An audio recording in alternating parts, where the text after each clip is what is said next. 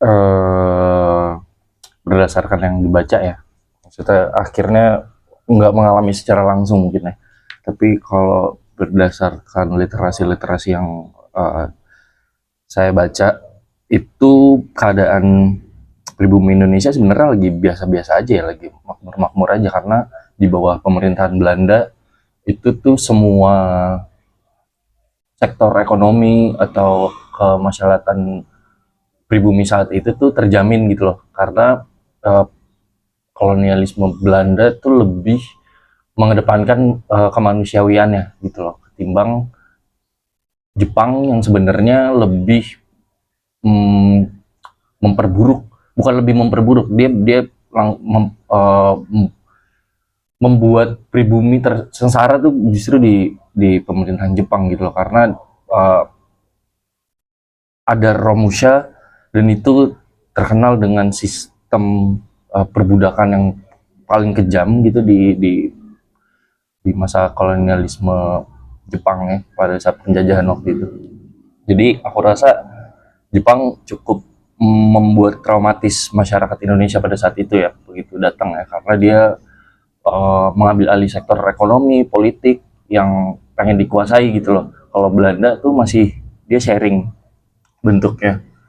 Uh, ada beberapa rakyat Indonesia yang diberi kelonggaran dari segi ekonomi, dan bisa diajarkan cara mengatur agar ekonomi bertumbuh itu kayak gimana. Tapi kalau Jepang tuh bener-bener ya udah dia semua yang megang kendali gitu. Iya, semuanya dia.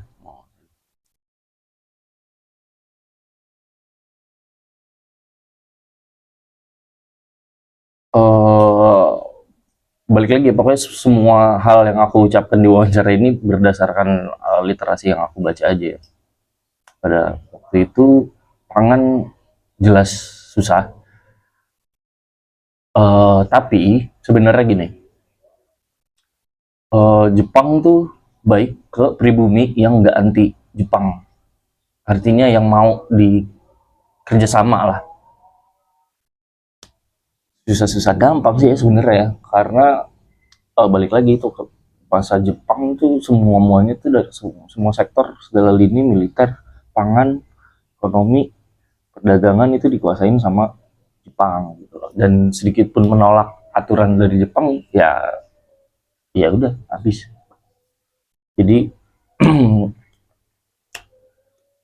susah-susah gampang sih. Yang gampang yang akhirnya mau kerja sama Jepang, yang susah tuh yang abang yang nolak Jepang secara ini aja, secara prinsip.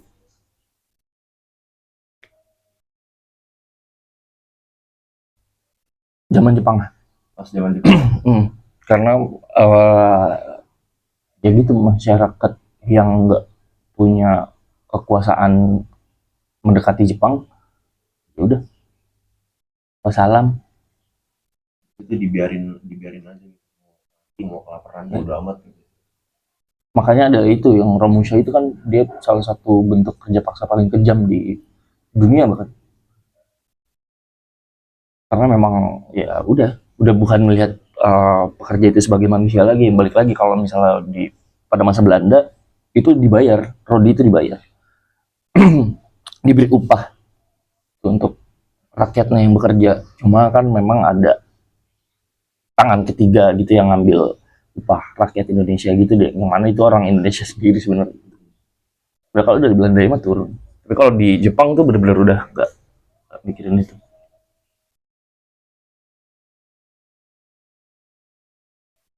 Sekalipun kabur nggak ke keluarganya, karena nanti pasti dicari daerahnya gitu. Jadi kan sistemnya dari per daerah itu ditelusuri, daerah misalnya daerah sini ya, tentara lewat masuk ke rumah-rumah di bawah misalnya gitu. Maka kalau misalnya di wilayah ini udah pada habis, terus ada yang kabur lari ke sini, nanti digeledah lagi rumahnya pasti. Dan jarang sih, paling ya kebanyakan mati meninggal di tempat gitu, bekerja Romosha itu gitu. Sekalipun ini ya kabur, paling kabur. Dan nah itu nggak tahu tuh nasib selanjutnya kayak gimana tuh.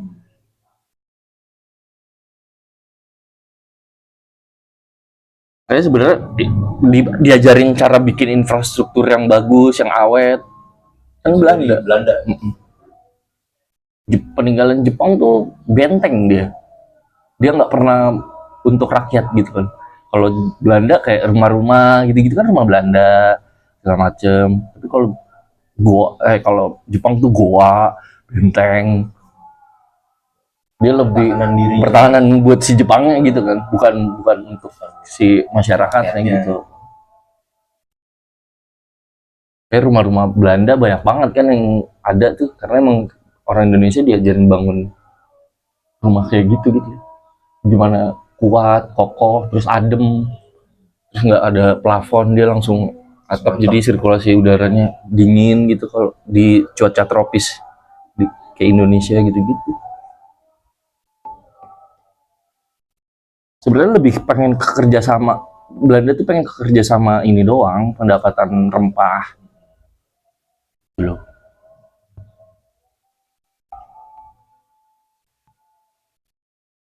Kalau secara ini Belanda mah sebenarnya ada oknum-oknum Belanda mah pasti ada lah ya di iya ada lah oknum-oknum gitu tapi secara bergeningnya tuh tujuan utama dia kan rempah mau berdagang lebih ke sektor perdagangan kan dia ininya apa sumber daya pangan ya yang dipengenin tuh bukan penguasaan total daerah wilayah segala macam apalagi orang-orang.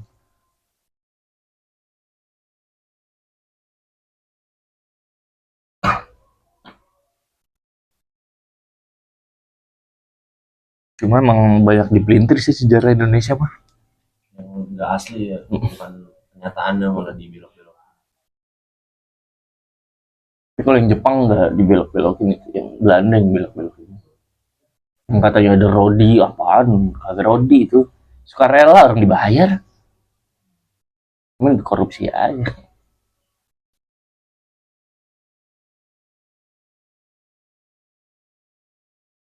Ada main sama aja kayak politik-politik sekarang mas sebenarnya. Ada main belakang si penguasa Belanda yang licik sama penguasa Indonesia yang licik. Nah itu mereka kerja sama tuh biar dapat duit tuh gimana kan? Sebenarnya yang mau bener bener. Bener iya. Ya, kalau Jepang udah babat semua udah nggak ada bener nggak ada salah udah Jepang bener. Dia pos militer itu terkenal kejam juga kan Jepang. Paling kejam. Kalau ada sedikit dicurigain aja kayak PKI aja sedikit dicurigain padahal baru dicurigain belum ada bukti udah hilang. Terus perempuan-perempuan Indonesia banyak jadi pelacur-pelacurnya tentara Jepang juga gitu Pakai ya dipaksa jatuhnya bukan bukan ini.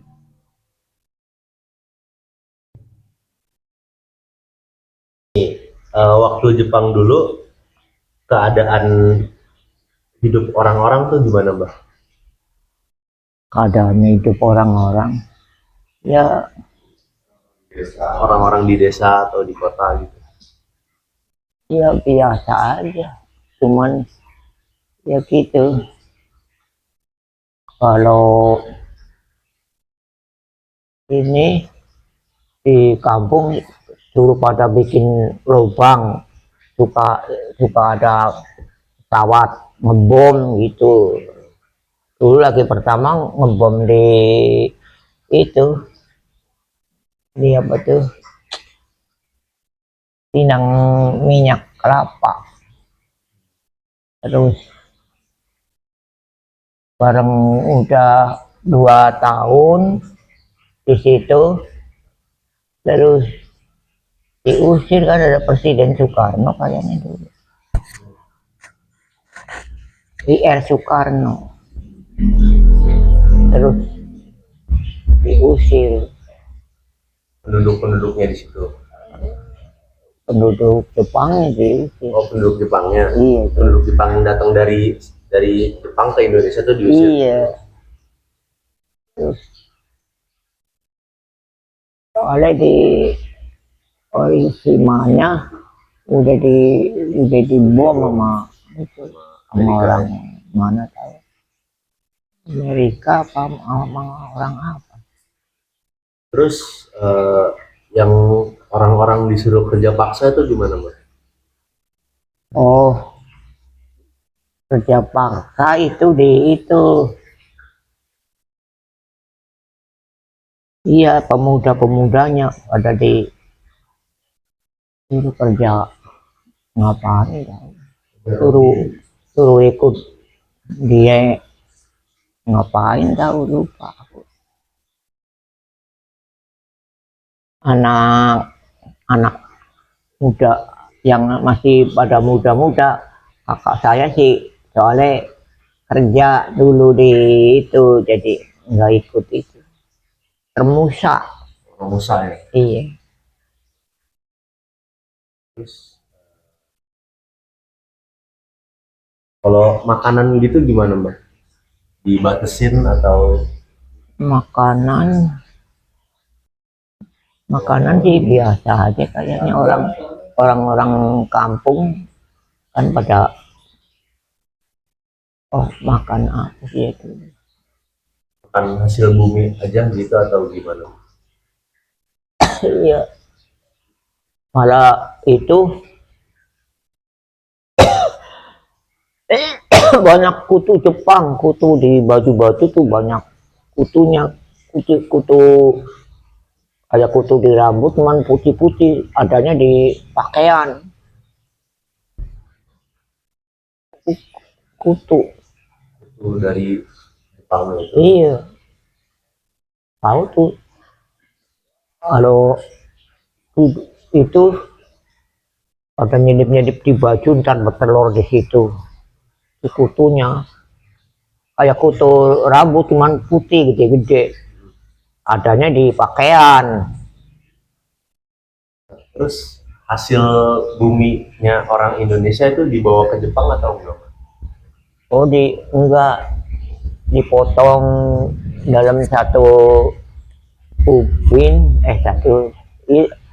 ada diambilin juga 100%, dalam satu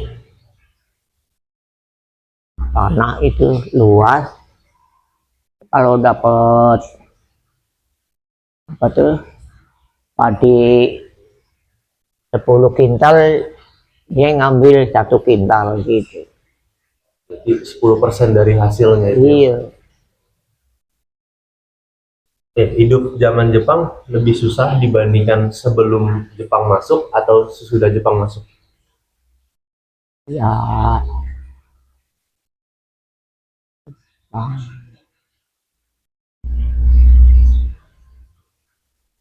biasa aja sih. Berarti nggak ada perbedaan ya. Jadi sebelum, dari pas masih Belanda sama Jepang masuk sama aja gitu, Mas. Nah, kan Jepang pergi, terus nikah masuk. Nikah orang apa tuh, nikah tuh orang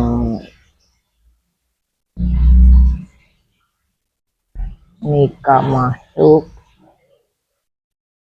tuh, ngambilin yang punya sapi 2, diambil 1 gitu tuh. Nikah Diambil-ambilin gitu berarti. diambil sama orang itu mah, nikah. Zaman saya masih sekolah kelas kelas 3, kalau ada alarm masuk ke lubang, pedang lindung. Takut ada bom. Ya iya, pada bikin lubang, suruh Jepang, suruh itu orang Indonesia, soalnya itu suka kadang-kadang orang Indonesia ada yang suka bawain apa tuh,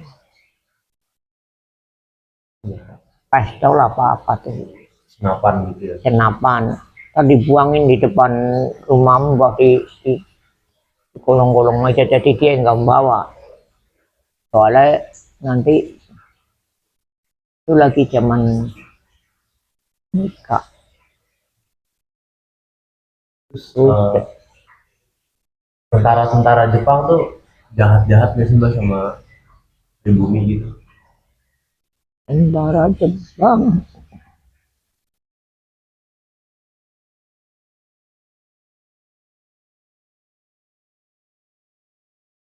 ya gimana sih ya,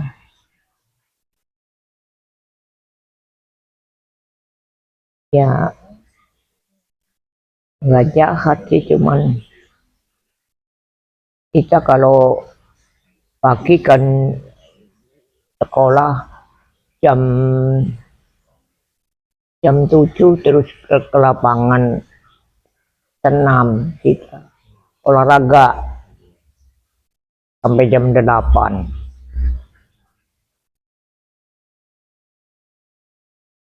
terus udah gitu baris mau masuk ke sekolah, baris dulu satu persatu masuk. Lo habis naik bendera itu aku lupa masih lo itu sih kita kata koko atau kuning itu Ominara wa kang ayak kunino yang masa kura itu bukan kaino sora akete yoku situ takaku kang ayak keba, aku sambil baris gitu pengennya kayak gitu asura suto ibao toru oh iya sih mau irono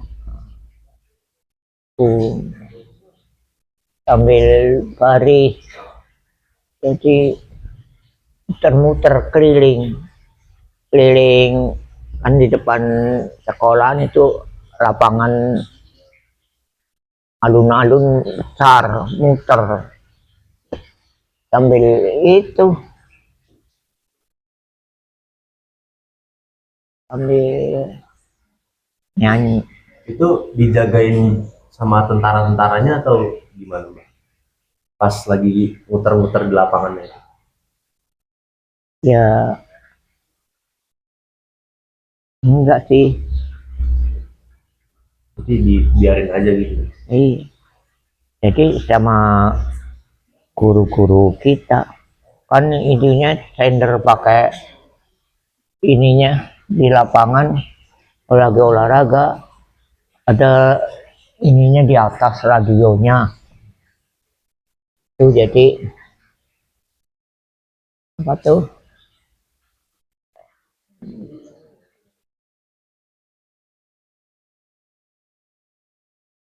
misalnya ini sanksi gorok sitihat itu kalau lagi olahraga, iya ini sanksi gorok sitihat ini tuh 1 2 3 4 ini sanksi gorok sitihat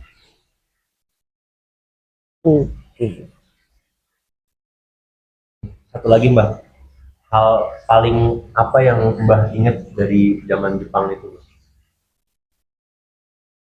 Jepang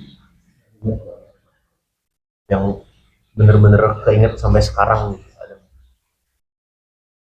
apa sih ya,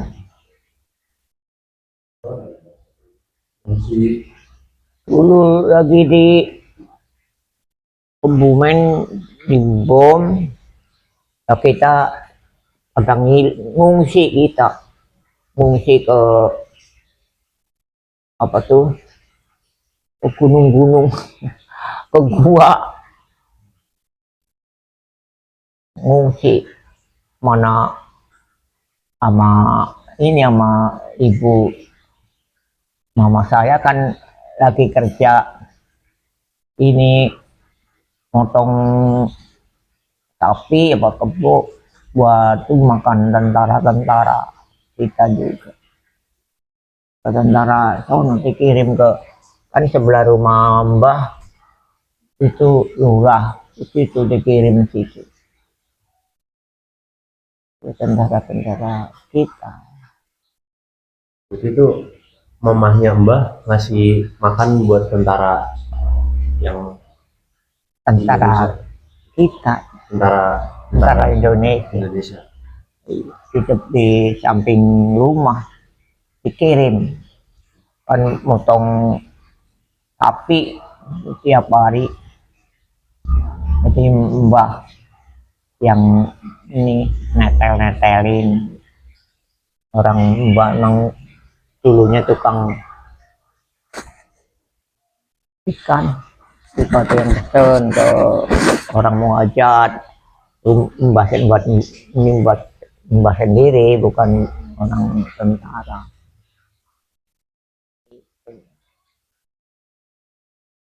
Mbah udah kasih banyak Mbah. Ini gayo wa sino ya no itasare oke no nusumade